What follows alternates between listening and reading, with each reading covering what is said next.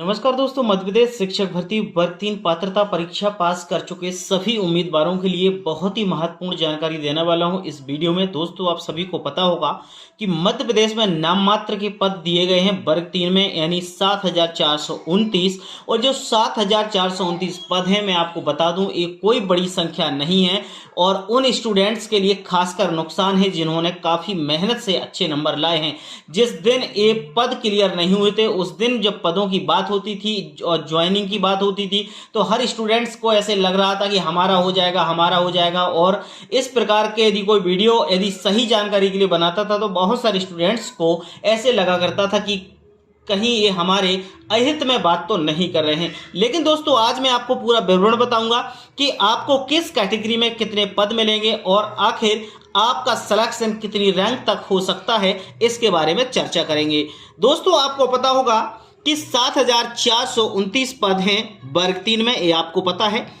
उसके बाद यदि हम बात करें विवरण की, तो कैटेगरी वाइज देखें कि किस कैटेगरी में आपको कितने पद मिलेंगे। तो आप 7,429 जो पद हैं, इनको दो भागों में आप डिवाइड कर देंगे। ये बात आप सभी को पता है कि जो 3,414 पद और 3,414 पद, इन दोनों को जोड़ दोगे तो बराबर में आपके 7,428 पद समथिंग हो जाते हैं। यानी आप एक प्लस माइनस पद कहीं भी कर सकते हैं, ऐसी कोई भी दिक्कत नहीं है, ठीक है ना। तो अब आपको मैं बता दूं कि जो 3,714 यानी ये 50% जो पद हैं ये मेल कैंडिडेट्स के लिए हैं, 50% जो पद हैं वो फीमेल कैंडिडेट्स के लिए रिजर्व है। इसमें कोई कुछ भी नहीं कर सकता है, ये बात तय है। सरकार ने ऐसा क्राइटेरिया बना रखा है। अब मैं आपको मोटा मोटा सबसे पहले कैटेगरी वाइज बता दूं कि किस कैटेगरी में कितने पद आएंगे, तो आपको अनुमान लग जाएगा कि हम सेफ जोन में हैं या नहीं हैं। देखिएगा, सबसे पहले आपको बता दूं, यहां पर हम डिस्कस करेंगे दोस्तों सबसे पहले अनरिजर्व की। अनरिजर्व के बाद आपको पता है ईडब्ल्यूएस के बाद बात करेंगे हम ओबीसी के बाद बात करेंगे एससी के बाद करेंगे एसटी।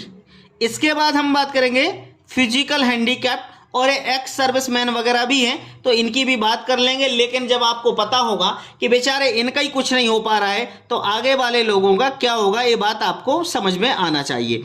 यहाँ पर हम इसको लगभग पता है कि 6 भागों में आपके डिवाइड हो जाएंगी सारी वैकेंसी।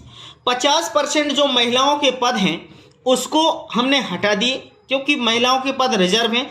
ये सिर्फ हम बॉयज की बात कर रहे हैं और एक बार हम मोटे मोटे से दोनों का मिक्स भी करके बताएंगे, ठीक है। यदि हम इधर पे बात करें, सबसे पहले इसमें अलग अलग कॉलम डिवाइड कर दूं मैं। जो आपको पहला कॉलम दिख रहा होगा, ये अनरिजर्व और रिजर्व की मैं बात करूं तो इसमें में मिक्स रहेगा मेल प्लस फीमेल। इसमें आपका मेल रहेगा, है ना, इसमें आपका फीमेल रहेगा। मेल फीमेल का मतलब यह है कि आधे आधे पद डिवाइड हो जाने हैं, इसमें कुछ भी नहीं होना है, ठीक है ना। तो हम सबसे पहले तो टोटल का एक परसेंटेज निकाल के देखते हैं। अनरिजर्व का यहाँ पर मतलब ऐसा समझो, जब सब कुछ हो जाएगा उसके बाद अनरिजर्व को मिलेगा।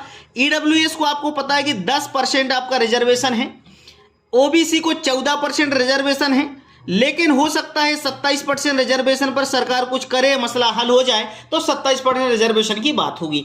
एससी को आपको पता है 16% रिजर्वेशन है, एसटी को यहाँ पर 20% रिजर्वेशन है। फिजिकल हैंडीकैप की कुछ 6% वैकेंसियां हैं, कुछ रहेंगी, तो उसका देखा जाएगा। बेचारे इनका नाम अलग ही कर दिया है सरकार, इन पर गौर नहीं करती है। एक्स सर्विसमैन 7वें नंबर पे आते हैं, इनका भी सब कुछ ऐसा ही है, तो इनको जरा बाद में देखेंगे, पहले हम इसको डिवाइड कर लें। अब हम बात करेंगे सबसे कि आपको बता दूं कि यदि हम मेल कैंडिडेट्स की बात करें, यदि 3,714 से, तो ईडब्ल्यूएस में लगभग आपको बता दूं 373 पद आएंगे। 373 लगभग पद आएंगे। ये मैं पूरा परसेंटेज सब कुछ निकाला है, लेकिन 19-20 इसमें 2-4 पद इधर उधर हो सकते हैं, क्योंकि हमारा जो सर वो लगता है ना रिजर्वेशन, उसमें थोड़ा सा आगे पीछे पदों की संख्या हो जाती है। लेकिन ईडब्ल्यूएस का 373 समथिंग पद हैं आपके। इसके बाद हम बात करें ओबीसी की, तो ओबीसी में यदि आपका 14% रिजर्वेशन रहता है तो यहां पर आपको 522 पद मिलेंगे। यदि ये 27% होता है तो आपको मान के चलिए 1,1100 मिल सकते हैं, यानी 1,1100 आपको पद मिल सकते हैं। इसके बाद एससी कैटेगरी की बात करेंगे तो एससी में दोस्तों वही आपको से 500 550 समथिंग पद मिलेंगे। एसटी की बात करें तो एसटी में वही आपको 700 समथिंग पद मिलेंगे, क्योंकि रिजर्वेशन यहां पर थोड़ा ज्यादा रहा है। फिजिकल हैंडीकैप्स को बेचारों को वही मिलेंगे, 100 सवा पद मिलेंगे। ऐसा एवरेज में आपको बता दूं, ठीक है ना। इसके बाद बाकी बचे हुए जो पद रहेंगे वो चले जाएंगे कहां पर, हमारे जनरल में। अब जनरल में जो पद जाएंगे उसका मैं आपको क्राइटेरिया में क्लियर कर दूं कि ज्यादा नहीं बचेगा, मुश्किल से कितने बचेंगे, 1400-1500 पद बचेंगे। 1400-1500 पद बचेंगे जनरल में। तो इसमें अदर स्टेट भी है, इसमें अदर स्टेट की भी एक पिक्चर उलझी हुई है, ये बात भी आप समझ लो।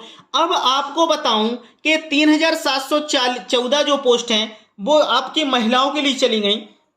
बाकी के जो पद बचते हैं इन सभी पदों में आप प्लस माइनस 10-15 पद हो सकते हैं, ज्यादा नहीं हो सकते हैं, क्योंकि इस हिसाब से यदि इनका जो पोस्टें दे रहे हैं। तो अब आप सोच लो, यहां पर अंदाजा लगाया जा सकता है कि टोटल यदि मैं बात करूं मेल फीमेल की तो किस कैटेगरी में कितनी आ सकती हैं। ईडब्ल्यूएस की यदि हम बात करें तो यहां पर 700 से लेके 750 तक आ सकती हैं टोटल मेल प्लस फीमेल की। ओबीसी की बात करें तो ये भी ओबीसी में 1000 से लेके 1100 तक आ सकती हैं, 1000 से लेके 1100 तक आ सकती हैं। एससी की बात करें तो वही एससी में वही रहेगी, 1000 से लेके 1100 समथिंग रहेगी। एसटी में यदि हम बात करें तो एसटी में वही 1100-1200 पोस्ट रहेंगी। फिजिकल हैंडीकैप्ट में ज्यादा नहीं रहेंगी, वही मैंने आपको बताया, इस सबका बेचारे का 100 से लेके 150 तक रहेगा कुछ ऐसा। इसके बाद बात करें अनरिजर्व की तो अनरिजर्व में आपको 2000-2500 कुछ ऐसी पोस्टें हो सकती हैं, ठीक है। लेकिन इसमें फिर आपका ईडब्ल्यूएस चला जाएगा, इस सब सारी चीजें अलग, इसमें अदर स्टेट भी रहेगा। तो इसमें क्या समस्या है, अब आपको पूरी बात समझ में आ गई होगी कि कोई भी कैटेगरी से आप बिलोंग करते हैं दोस्त, यदि आप 400 से लेके 500 तक की रैंक में हैं, यदि आपकी 400 से लेके 500 तक रैंक है तो आप सेफ जोन में हैं। यदि आप 500 से प्लस जा रहे हैं तो आप सेफ जोन में नहीं हैं, क्योंकि ये भर्ती एक बार में नहीं होगी, इसमें फर्स्ट काउंसलिंग होगी, फिर आपकी सेकंड काउंसलिंग होगी, फिर आपकी थर्ड काउंसलिंग होगी। तो सोचो सरकार कब तक आपको अटका के ऐसी रखेगी। मेरा आप सभी से एक ही अपील है कि यदि आप लोगों के बात समझ में आ गई होगी, यदि आपके जहन में बात उतर रही होगी, तो अब शायद आप जाग जाओगे और पद वृद्धि के लिए आगे आओगे, क्योंकि वर्ग 3 में जब तक 51,000 पद नहीं होंगे तब तक आपको ज्वाइनिंग नहीं मिल सकती है। यहां पर जिनके पैसा है उनकी नौकरी है, इस बात को आप समझ गए होंगे। सेंटेंस में बहुत कुछ बोल दिया मैंने। जिसके पैसा है उसकी नियुक्ति है, जिसके पैसा नहीं है उसकी कोई नियुक्ति नहीं है। जिस दिन यदि ये बात कही जाती थी तो लोग बोलते थे पेपर कैंसिल कराने के चक्कर में इसलिए ये लोग बोल रहे ऐसा, लेकिन ऐसा कुछ भी नहीं है बेटा। अब आप समझ गए हो तो इस वीडियो को शेयर कर दो, अपने दोस्तों को बता दो और फिर भोपाल में आंदोलन के लिए तैयार हो जाओ। हम सब मिलकर आंदोलन करेंगे और अपनी 51,000 पदों पर भर्ती कराएंगे, तभी जाके सभी घरों में रोजगार मिल पाएगा और सभी के बच्चों का भविष्य बन पाएगा।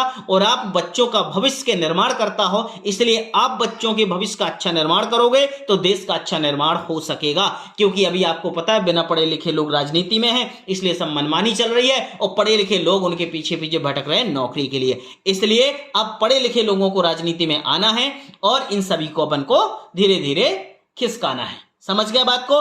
तो चैनल को सब्सक्राइब जरूर कीजिएगा और बेल आइकन के साइन पे क्लिक कर लें, इससे आने वाले सारे लेटेस्ट वीडियो आपको हमारे मिलते रहेंगे।